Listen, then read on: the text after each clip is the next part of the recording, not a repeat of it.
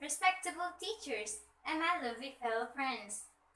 Today, I'm going to give a speech about my preparation progress for the public speaking itself. Pretty much ironing, isn't it?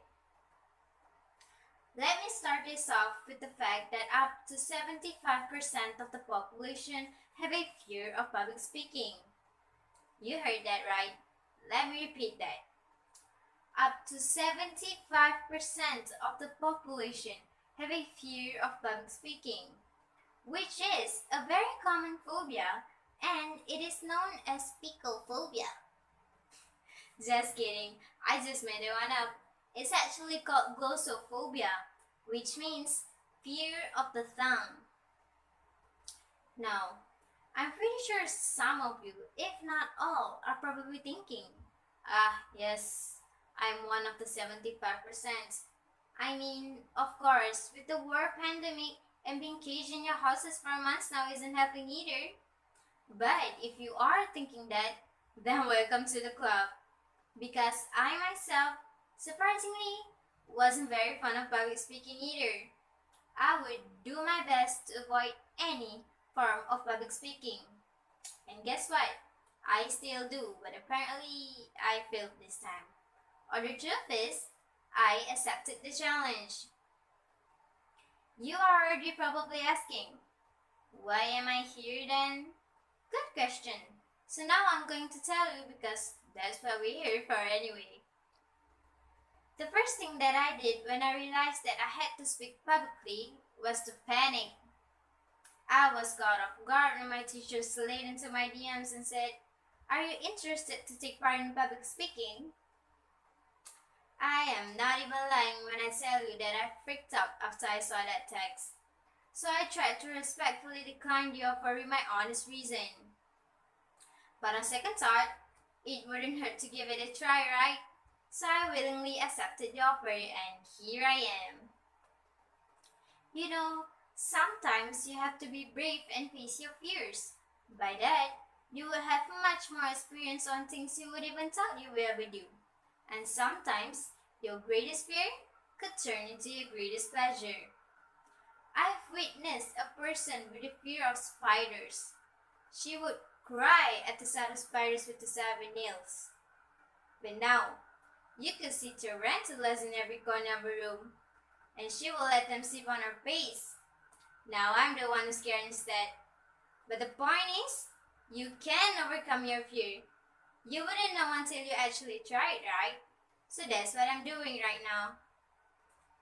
Moving on to the next thing that I did, which is attempting to come up with interesting ideas and writing the text speech. This is by far the hardest part of the progress, I could say. I spent a whole week racking my brain for it and ended up with this not so interesting topic instead. Disappointing, I know, but hey, on the brighter side, I feel comfortable talking about this. If you want to talk in front of people, you should talk about something you actually want to or anything you're interested in. Am I right? What's the point of it if you're going to blabber about something you barely even know or doesn't even have the slightest bit of interest in it? Your speech will be meaningless. So try to take a moment and think about the things that you like. What do you do during the pandemic? I'm pretty sure most of you have found many interesting hobbies over the quarantine. Did you spend your time as a secret author on Wattpad? Are you a professional chef now? Or are you a full-time procrastinator? Those would be some very interesting topic for your speech. In my case, I was already thinking of telling all of you about my never-ending list of Japanese animations. But I don't want to be viewed as the loser who falls head over heels for 2D characters, which I am, to be honest. Let's stop here.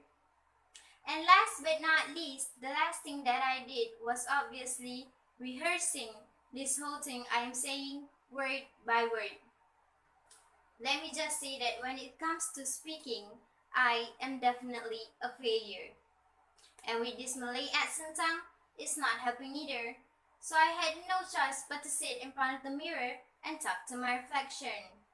How to make eye contact, my body language, my facial expressions. Am I frowning?